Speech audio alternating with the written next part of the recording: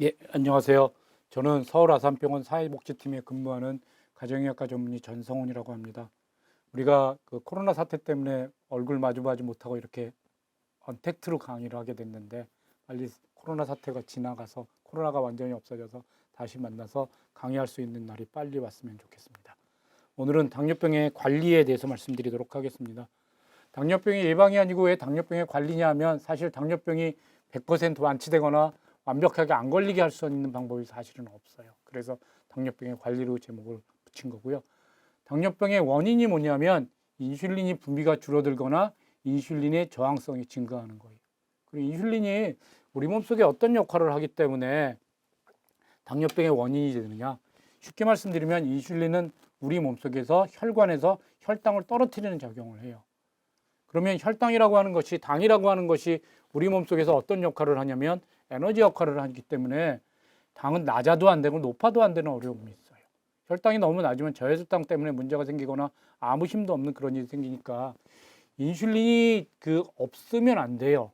그래서 적정한 양이 있어야 되는데 인슐린이라고 하는 건 우리 췌장 속에서 분비되는 호르몬인데 인슐린이 분비되면 우리 몸속에서 우리가 식사를 했을 때 혈당이 올라가고 혈당을 떨어뜨려서 우리 몸속에서 이용할 수 있도록 해주거든요. 근데 인슐린이 없으면 우리 몸속에서 우리 세포에서 혈당을 이용하지 못하니까 피곤하고 힘들고 이런 일이 생길 수 있고요. 그 다음에 인슐린의 저항성이 증가한다고 하는 건 뭐냐면 인슐린이 있어야만 이런 일을 할 수 있는데 우리가 인슐린이 저항성이 있어서 인슐린이 충분히 있음에도 불구하고 혈당이 떨어지지 않고 이런 일이 생기면 우리 몸속에서는 인슐린이 부족한 걸로 인식하거든요. 그래서 인슐린을 점점 많이 췌장에서 나오게 만들어요. 그래서 인슐린이 점점 올라가는 걸로 인해서 저항성을 진단할 수도 있어요. 그래서 이 두 가지 이유가 중요한 거고 이 두 가지가 어떤 원인이냐에서 약물 치료를 결정하고 그다음에 어떤 약을 쓸 거나 결정하고 그렇게 됩니다. 그다음에 이제 두 가지가 그렇고 그런 것들이 많이 오는 게 체중이 많이 나가는 사람, 활동량이 부족해진 사람, 그다음에 약물이라고 하는 것들이 당뇨병을 일으키는 게 그게 대표적인 게 스테로이드라고 하는 겁니다. 스테로이드는 실제로는 뭐 위험하다고 알려져 있지만 꼭 필요한 데가 많이 있거든요. 그래서 뭐 류마티스 관절염이나 아니면 여러 가지 통증 아니면 이식에서 많이 쓰고 있기 때문에 필요해서 스테로이드가 꼭 필요한 약물로 많이 쓰이고 있어서 그것 때문에 당뇨병이 생길 수 있습니다. 유전이라고 하는 건 여러분들 당뇨병을 두 가지로 구별하는데 1형 당뇨병하고 2형 당뇨병으로 구별하는데 1형 당뇨병은 어린들한테 많이 생기는 인슐린이 완전히 나오지 않아서 치료가 인슐린 주사고요.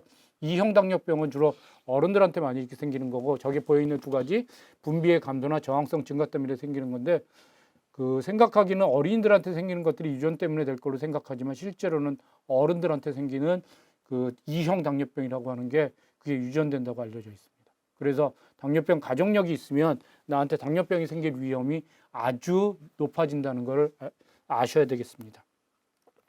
그 다음에 말씀드리려고 하는 건 당뇨병의 증상에 대해서 말씀드리려고 하는 건데 당뇨병의 증상은 혈당이 분비되지 않고 우리 몸속에서 하용하지 못하니까 소변으로 혈당이 많이 빠져나가거든요. 혈당이 빠져나가면서 소변량이 많아지고요. 소변에서 수분을 많이 빠져나고 나가면 그것 때문에 탈수가 생기고 그 다음에 우리 몸속에 있는 혈당이 우리 세포에서 사용하지 못하니까 피로하고 무력감 이런 것들이 생겨요. 그래서 제일 처음에 많이 호소하시는 게 탈수 갈증이라고 하는 건 뭐 입이 말라 뭐 이런 것들을 많이 흠소하고 당뇨가 조절이 잘 안 되려면 너무 힘들어하고 피곤해하고 이런 것들이 있고요.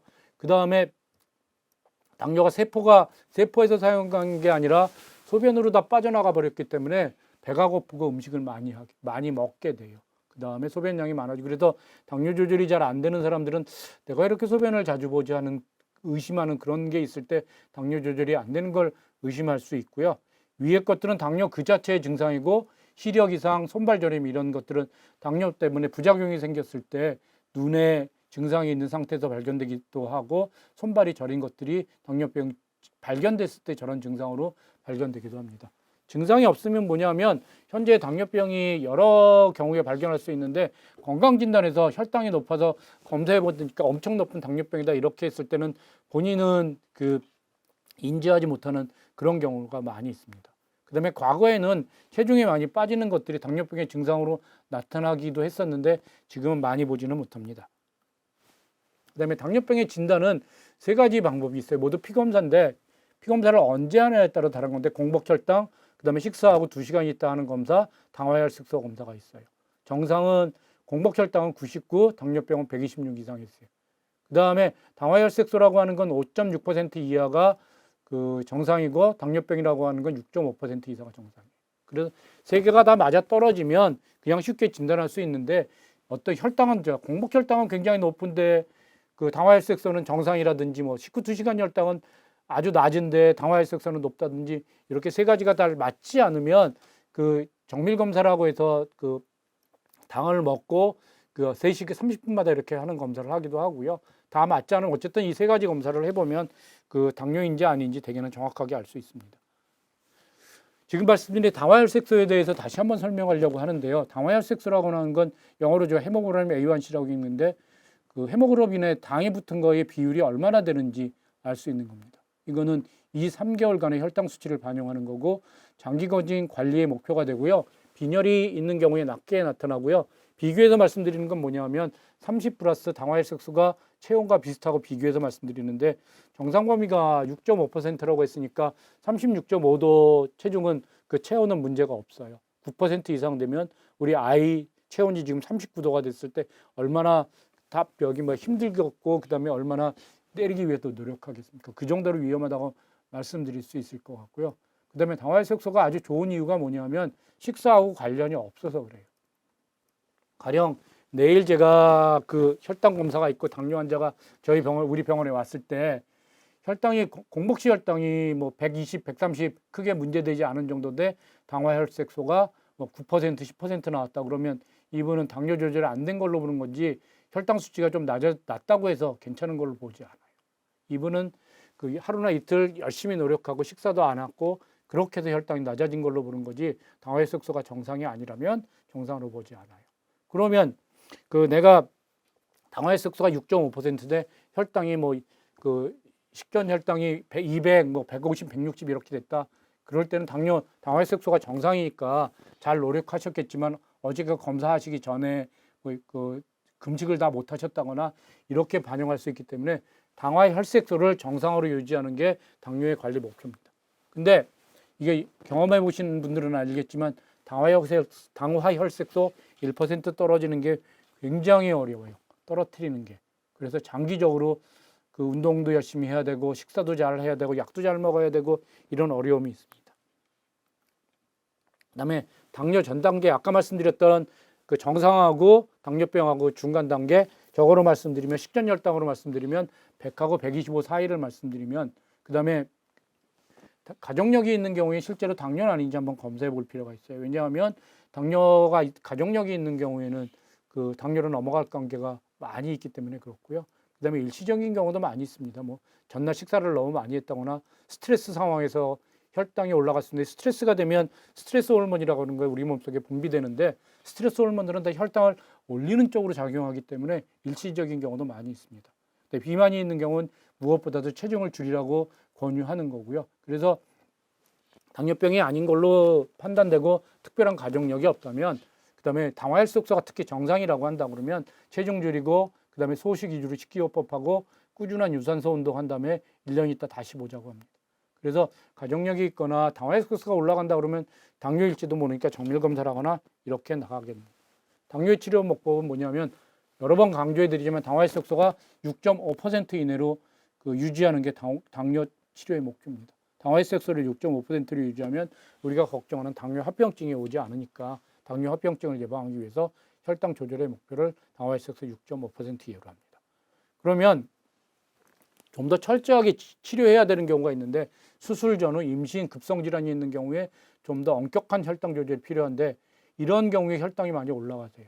그래서 그 먹는 약물 수술할 때 그다음에 뭐 갑자기 몸이 많이 아플 때 일시적으로 인슐린으로 바꾸기도 해요. 그래서 이런 우리 몸속에 큰 스트레스가 왔을 때 혈당이 아주 많이 올라가기 때문에 이런 경우에 좀 더 엄격한 혈당 조절이 필요하고요. 그다음에 혈당 조절을 아주 심하게 하지 않는 경우가 조금 있어요. 이건 연세가 드신 어르신들께서 특히 저혈당을 여러 번 경험하시면 그것 때문에 약을 잘 안 먹거나 문제가 생길 수 있어서 당화혈색소를 10% 약간 넘게 유지하기도 해요. 그래서 혈당 조절의 목표를 약간 완화시키는 경우에는 지금 연세가 드신 어르신께서 당뇨병이 합병증이 진행됐거나 그다음에 혈당이 저혈당을 많이 경험했거나 그다음에 당뇨병이 아주 오랫동안 가지고 계신 경우에는 본인이 잘 알기도 하지만 조금 저혈당의 위험성 때문에 천천히 조금 약하게 조절하기도 합니다. 그러면 당뇨병의 치료가 뭐냐? 세 단계로 나눠서 말씀드릴 수 있는데 식사 조절, 운동 열심히 하는 거, 그거 가지고 안 되면 약물 치료하는 거, 그다음에 약물 치료도 안 되면 인슐린을 주사를 맞는 거. 어떻게 해서든지 혈당을 떨어뜨리는 게 중요해요. 먼저 식이요법 보면 식사를 적절하게 하시는 게 중요하세요. 여러분들 그 병원에 입원하시면 그 식이요법을 훈련시켜 드리잖아요. 자기 체중 가지고 훈련시키는 게 아니라 자기 키에 비해서 그 아이디어란 그 체중을 가지고 이상 체중을 가지고 하니까 체중이 많으신 분들은 식사를 좀 더 줄이도록 그렇게 노력이 되니까 식사를 적게 하시는 게 대부분이에요. 식사를 적게 하는 거, 운동량 증가는 뒤에서 그 꾸준한 유산소 운동 더하기 그 근육 운동을 하셔야 돼요. 우리 몸속에서 근육이 많아지면 기초 체력이 올라가니까 그 인슐린의 저항성이 개선될 수 있어요. 그래서 특별하게 꾸준한 유산소 운동 더하기 규칙적인 그 무선적 근육 운동을 병행했으면 좋겠고요. 인슐린 치료제는 약물 치료는 아까 원인 중에서 인슐린이 잘 안 나오는지 그다음에 인슐린이 잘 기능을 못 하는지에서 약이 각각 다를 거고요. 그다음에 어떤 분은 식후 고혈당만 조절해야 식전 혈당은 괜찮은데 식후 고혈당만 그 조절이 잘 안 되는 분이 계시는데 쉽게 생각하면 식후 고혈당은 식사를 적게 하면 되지 않겠나 이렇게 생각할 수도 있는데 식사 조절을 잘 못하시면 약물 치료를 통해서 식후 고혈당만 개선할 수 있도록 그렇게 하고요. 그다음에 그 인슐린이 전혀 나오지 않는 어린아이들 같은 경우에는 인슐린요법 처음부터 시행하고 그다음에 그 약물 치료하다가 대개는 약물 치료하다가 그 인슐린요법을 하기도 하고요. 어떤 의사들은 당뇨가 처음에 발견됐을 때 인슐린요법을 먼저 하자고 하는 분들도 계세요. 그거는 인슐린요법을 처음부터 하면 그 췌장을 칠 수 있는 기회가 주어질 수 있어서 그렇게 그 주장하는 분들도 계시긴 한데 아직 일반적으로 사용하는 요법은 아닙니다. 그럼 당뇨병의 식사요법은 뭐냐? 제일 중요한 게 균형 잡힌 식사라는 건데 균형 잡힌 식사라고 하는 게 탄수화물, 지방, 단백질의 비율이 60대, 20대, 20인데 우리들 같은 경우에는 지방, 단백질은 부족하고 탄수화물은 많아요. 그래서 노력하기는 저기 옆에서 보이는 것처럼 55대 25대 20 정도로 갈 수 있도록 노력했으면 좋겠어요. 지방을 좀 더 많이 먹도록 당뇨 환자들은 노력해도 괜찮아요. 그래서 칼로리만 지킨다 그러면 많이 먹지만 않는다 그러면 탄수화물을 조금 줄이는 게 유리할 수 있고요. 특히 탄수화물을 조금 줄이면 우리 몸속에서 나오는 인슐린 양이 줄어들면서 비만이나 이런 걸 예방할 수 있는 그런 좋은 효과가 있어요. 그다음에 식이섬유 많이 섭취하도록 하시고 하루 세 끼를 규칙적으로 먹고 내가 아침에 안 먹다가 점심을 더 많이 먹거나 한 번에 많이 드시면 안 돼요. 가능하면 식사를 거르는 건 저혈당의 위험이 있고 그래서 하루 세 끼를 정해진 양을 규칙적으로 드시면 그 식사에 맞춰서 약을 조정할 수 있으니까 그렇게 잘 조정하시면 좋겠어요. 단순탕은 가능하면 그 설탕이라고 하는 것들을 가능하면 피워주시면 좋겠고 그 다음에 제일 잘못 알고 계신 게 과일은 우리 몸에 좋으니까 내가 밥 대신 과일을 마음 놓고 먹어야지 하고 그 밥은 안 먹었는데 과일을 엄청 많이 먹어가지고 혈당이 올라가서 오신 분이 계세요.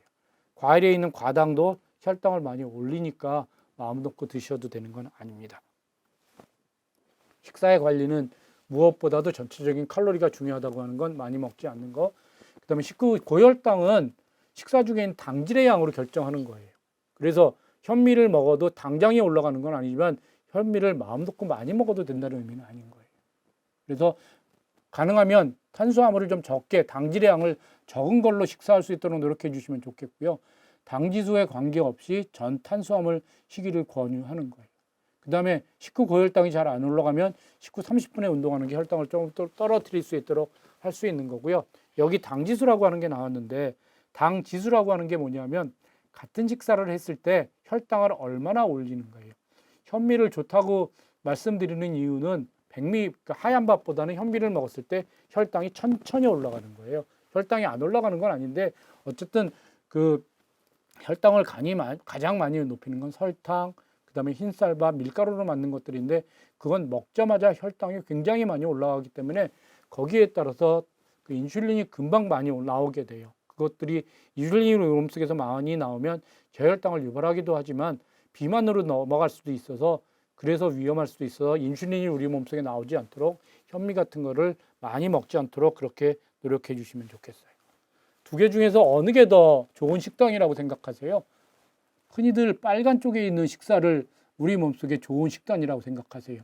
그 이유는 기름기가 하나도 없고 그다음에 왼쪽에 있는 거는 칼치가 기름이 많을 것 같으니까 흔히 건강식단이라고 생각하는 게 빨간 게 있는 거예요. 근데 보면 뭐라고 써 있죠? 불균형적인 식단이에요. 왜 불균형적인 식단이냐면 밥하고 그다음에 밥은 똑같이 그냥 흰쌀밥이라고 생각하고요. 하나는 콩나물국, 하나는 미역국. 이건 큰 차이 없어요. 하나는 그다음에 시금치 나물, 쌈채소니까 두 개까지는 차이 없는데 지금 두 식단에서 차이가 나는 건 뭐냐면 하나는 감자, 하나는 생선구이가 나왔어요. 감자는 왜 당뇨 환자들한테는 권하기 어렵냐면 밥하고 감자하고 두 가지를 먹으면 탄수화물이 너무 많이 올라가는 거예요.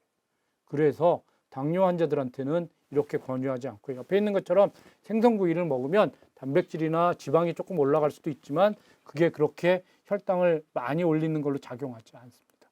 그래서 여러분들 건강식단이라고 하면 채소, 과일 이런 것들만 생각하시고 그 다음에 뭐 감자, 고구마 이런 것들만 생각하시는데 당뇨 환자들한테는 그렇지 않다는 걸 알아주시면 좋겠고 단백질하고 생선을 많이 드시도록 노력해 주시면 좋겠어요.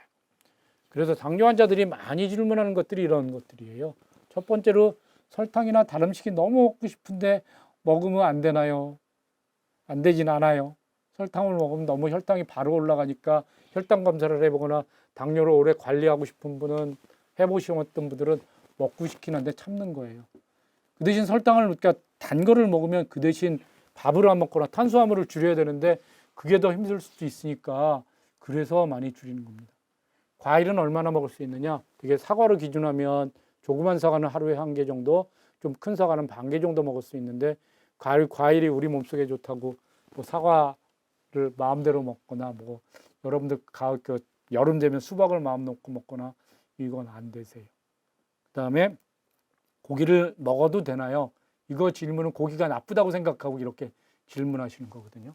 이거 고기를 먹으면 콜레스테롤 올라갈 거다. 콜레스테롤만 중요하다고 생각하는데 실제로는 혈당이 관리하기가 제일 어려워요. 콜레스테롤은 약 잘 먹으면 되지만 그 혈당이라고 하는 건 우리 몸속의 모든 것하고 작용해요. 식사들이 하면 결국엔 혈당으로 바뀌는 거고 그다음에 운동 안 해도 그다음에 친구 만나서 식사 조금 더 많이 해도 모든 것들이 혈당이 올리는 쪽으로 작용하기 때문에 고기는 그 지금 상황에서는 자기 체중의 그 한 식사 한 끼에 자기 체중의 1g, 내가 60kg 정도면 60g 정도는 사실 먹어도 돼요. 그래서 사실은 부족하거든요. 그래서 마음 놓고 먹는 건 아니지만 부족하지 않게 드시면 좋겠고요. 당지수는 다시 한번 강조하지만 당지수가 높으면 높을수록 혈당이 금방 올라가게 돼 있고 그다음에 혈당이 금방 올라가게 되면 인슐린이 금방 나오게 돼 있고 인슐린이 우리 몸속에서 많이 분비되면 그게 비만으로 이어질 수 있는 그런 문제가 있기 때문에 가능하면 당지수가 낮은 걸로 먹도록 그렇게 노력하시면 좋겠어요. 견과류가 우리 몸속에 좋다고 하는 것도 고지혈증 측면에서 불포화 지방산이 들어서 그런 거거든요. 그래서 견과류가 좋은데 마음껏 먹어도 되나요? 아니에요. 견과류에 상당한 탄수화물이 들어있어요. 그래서 견과물도 되게 2-3개, 뭐 기껏 먹어야 10개 정도 먹는 거지. 이것도 어떤 분들이 그렇어요. 그 과일 간식 대신 아니면 밥 적게 먹고 이걸 마음 놓고 먹었는데 혈당이 많이 올라가서 오시는 분들을 가끔씩 보십니다. 무가당 식품은 안심하고 먹어도 되나요? 무가당이라고 하는 의미가 뭐냐? 설탕이 안 들어가는 거잖아요. 설탕을 첨가하지 않았다고 하는 거지 그 자체 설탕이 높은 게 많이 있어요. 예를 들면 그 두유는 무가당으로 먹으면 비릿해서 먹기 어려우니까 가당을 먹게 되는데 어쨌든 그럼에도 불구하고 무가당으로 먹으면 두유 같은 것들은 혈당을 올리지 않으니까 좀 안심할 수 있지만 무가당 과일 주스는 어떠실까요? 맛이 좀 덜한 거긴 하지만 그 과일 주스 자체, 과일 자체에 과당이 많이 들어있기 때문에 무가당 과일 주스라고 하는 거는 설탕이 들어가지 않지만 혈당을 안 올리는 건 아니에요. 그렇게 주의해 주시면 좋겠고 그 다음에 제일 많이 물어보시는 게 당뇨병에 좋은 음식이 무엇인가요? 사실은 없어요. 아무것도. 당뇨병이라고 하는 병은 우리 몸속에서 영양이 넘쳐서 생기는 질환이지 영양이 부족해서 생기는 질환이 아니기 때문에 사실은 좋은 음식을 찾아서 많이 먹으려고 하는 게 아니라 적게 먹으려고 노력하는 질환이기 때문에 사실 당뇨병이 좋다고 하는 여러 가지 음식, 특히 마음 놓고 먹을 수 있는 음식 사실은 없습니다. 그래서 적게 먹도록 노력해 주시는 거, 혈당이 높아지지 않도록 당 지수가 낮은 탄수화물 같은 거를 찾아서 드시도록 그렇게 노력해 주시면 좋겠어요. 이게 이제 탄수화물이 많은 음식, 탄수화물이 적은 음식인데 생각했던 것보다 여러분들이 마음 놓고 먹는 게 감자, 고구마, 당면 같은 거 마음 놓고 드실 거 이게 생각보다 많습니다. 그다음에 제일 위에 있는 쌀밥, 떡, 국수빵 이거는 당지수 굉장히 높은 거기 때문에 적게 먹도록 노력해 주시면 좋겠어요. 쌀밥 대신 현미밥 드시는 게 실제로는 탄수화물이 적지 않은 거지만 당지수가 낮은 거지. 그래서 현미밥이라고 해도 많이 먹으면 안 되고요.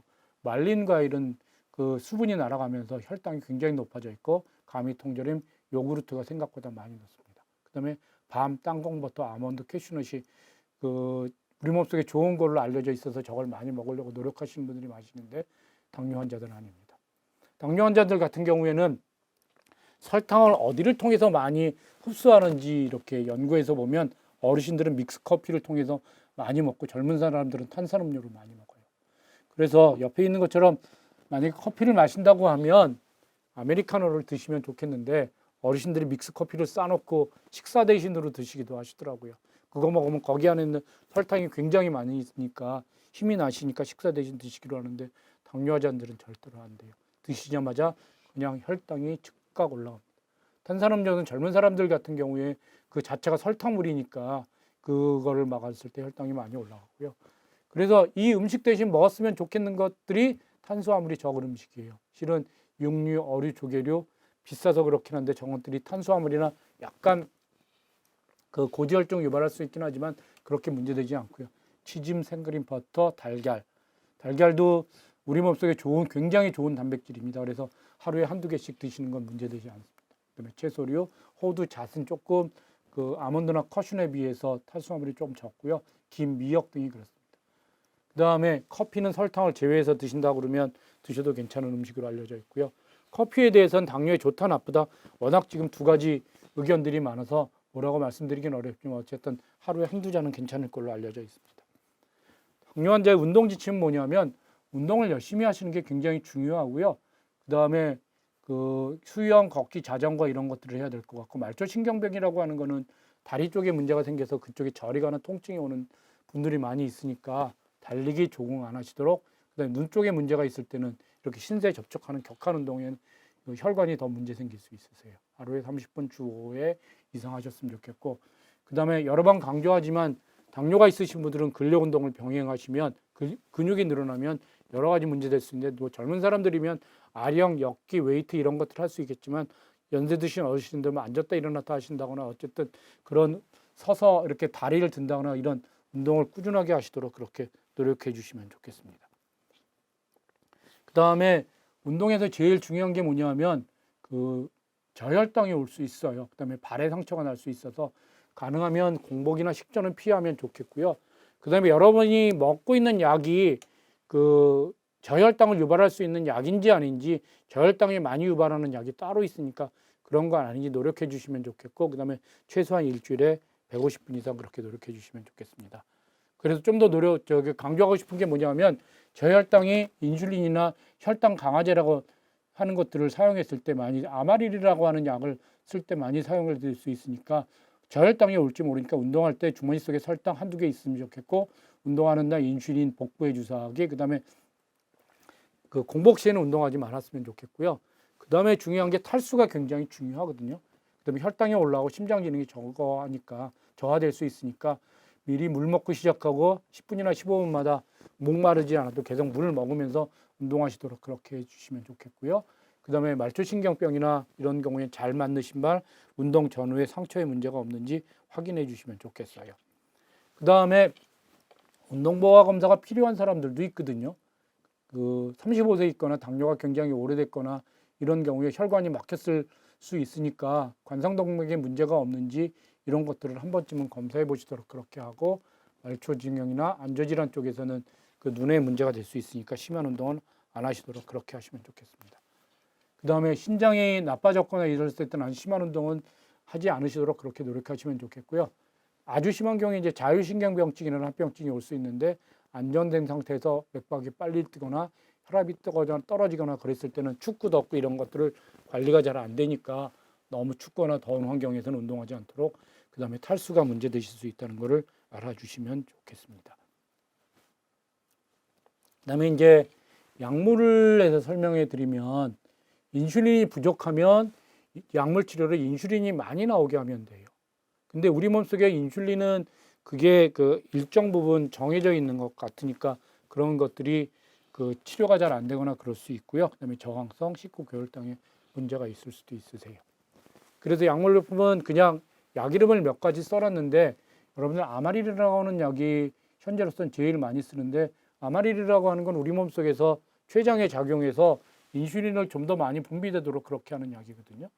그래서 그게 저혈당이 많이 올 수 있어서 그런 약을 드시는 분들은 그 운동하시는데 제일 조심해 주시면 좋겠어요. 그래서 미리 말씀드리고, 그다음에 인슐린 저항 개선제의 대표적인 게 멜포르민이라고 하는 건데, 이것들은 그 간이나 아니면 근육에 작용해서 그 혈당이 좀 더 많이 떨어지도록 그렇게 작용하는 거고요.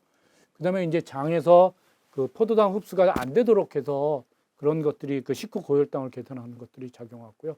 인크레아틴을 분비시킨다거나 소변으로 배출시킨다는 그런 약이 최근에 개발돼 가지고요, 많이 곽광받고 있고요. 특히 소변으로 당 배출을 증가시키는 자디안 같은 약들은 현재 그 당뇨뿐만 아니라 심장병, 신장병에도 좋은 효과가 있는 걸로 알려져 있어서 약물을 굉장히 많이 젊은 새로 생기는 당뇨병 환자들한테 많이 사용하고 있습니다.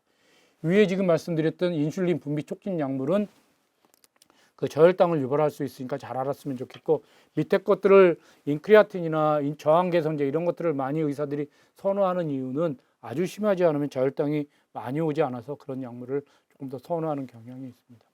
인슐린의 주사가 필요한 경우에는 약물로 조절이 잘 안 되거나, 그 다음에 꼭 필요한 경우에는 주사를 하기도 해요. 그래서 강조드리고 싶은 건 뭐냐면, 약물 조절이 잘 안 되거나 이랬을 때 인슐린 주사를 맞자 그러면 인슐린을 넘어가셔더라도 그 혈당 조절을 잘 하셔야만 합병증을 줄일 수 있는 걸로 알려져 있습니다.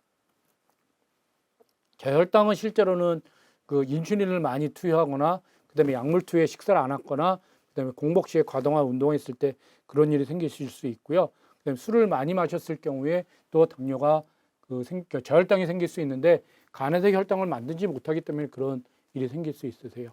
술 취한 환자, 당뇨 환자가 술 취해서 오면 저혈당인지 술 때문에 그랬는지 모르는 경우가 많이 있어서 저혈당을 놓치면 큰일 나는 일이 생기기도 합니다. 저혈당 증상은 여러 가지 생길 수 있는데, 식은땀 나고 불안하고 손 떨리고 어지럽고 심하면 의식을 잃을 수도 있으세요. 그래서 저런 증상이 생긴다고 생각하면 무조건 초콜릿이나 사탕을 하나 드세요.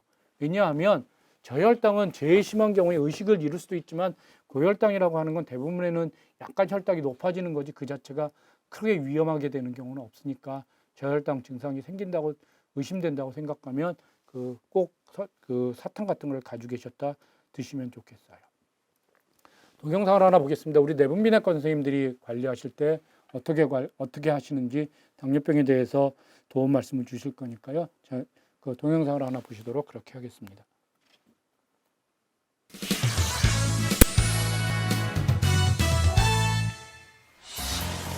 예전엔 전쟁이나 안전사고 등으로 장애인이 되는 분들이 많았습니다. 그런데 최근 전쟁이나 교통사고보다 더 위협적인 질병이 나타났습니다. 바로 당뇨병인데요. 2009년 기준 당뇨합병증으로 인한 절단이 전체 족부 절단의 53%를 차지할 정도입니다. 합병증이 더 무서운 당뇨병, 그 예방책은 무엇인지 알아보겠습니다. 우리가 음식을 섭취하면 췌장에서 인슐린이 분비돼 혈당이 급속하게 높아지는 것을 조절합니다. 반면 당뇨병 환자는 인슐린 분비가 부족하거나 혹은 정상적으로 기능하지 않기 때문에 혈중 포도당의 농도가 만성적으로 높은 상태에 있습니다. 이러한 고혈당 상태가 심할 경우에는 다뇨, 다식, 다갈의 3대 증상이 나타날 수 있고, 치료하지 않을 경우에는 급성 혹은 만성 합병증이 발생할 확률이 높아집니다. 혈당 조절이 안 돼 갑자기 식은땀이 나면서 가슴이 두근거리거나 혹은 탈수 증세와 함께 눈앞이 아득해지는 경험, 당뇨병 환자라면 누구나 한 번쯤은 하게 됩니다. 따라서 고혈당 또는 저혈당 쇼크에 빠지지 않기 위해 환자 스스로 조심하게 됩니다. 이에 반해 소리 없이 찾아오는 만성합병증은 더 큰 문제가 됩니다. 혈액 속에 당이 과다하게 높으면 지방질과 여러 세포 등이 혈관벽에 침착되어 혈관이 조금씩 좁아지다가 나중엔 아예 막히게 됩니다. 이 과정은 수년 혹은 수십 년에 걸쳐 지속적으로 일어나기 때문에 당뇨병을 소리 없는 살인자라고 부르기도 합니다. 혈관벽이 막히는 현상은 우리 몸 어디에서나 발생할 수가 있는데요. 특히 심각한 문제가 나타나는 부위는 눈, 콩팥, 그리고 심장과 가장 멀리 떨어져 있는 발이라고 할 수가 있겠습니다. 당뇨병으로 인해 제일 파괴되기 쉬운 혈관이 바로 미세혈관인데요. 미세혈관이 많은 눈은 당뇨병에 치명적입니다. 처음엔 증세가 없다가 시세포가 밀집되어 있는 황반부까지 침범하게 되면 시력 저하가 시작되고 결국 실명에 이르게 되는데 이를 당뇨병성 망막병증이라고 합니다. 심장 역시 미세혈관들이 많이 모여 있는 장기입니다. 신장 속의 사구체는 혈액 속의 노폐물을 여과해 소변으로 내보내는 역할을 하는데 혈액순환 장애로 사구체가 망가지면 우리 몸엔 독소가 쌓이게 됩니다. 이런 상태가 지속되면 신장은 완전히 망가져 인공투석 또는 신장 이식이 필요한 상태까지 가게 됩니다. 오랫동안 당뇨병을 앓는 환자들은 손발이 저리거나 따끔거리고 감각이 둔해지는데 이는 고혈당으로 인한 신경 주변 혈관에 손상이 발생하고 이로 인해 말초신경이 파괴되어 생기는 증세입니다. 특히 발에는 혈액순환 장애와 말초신경 손상이 겹치면서 감각이 둔해져 쉽게 다치고 그 상처가 낫지 않고 피부가 괴사할 때까지 악화되기 일쑤입니다. 이를 당뇨병성 족부병변이라고 하는데 심한 경우 다리를 잘라내는 상황까지 가게 됩니다.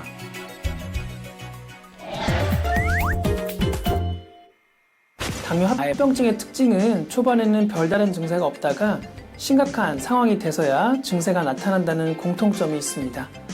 당뇨합병증이 무서운 이유가 바로 여기에 있는데요. 때문에 증세가 없다 하더라도 정기검진을 통해 합병증 유무 및 병의 진행 상태를 확인해야 합니다.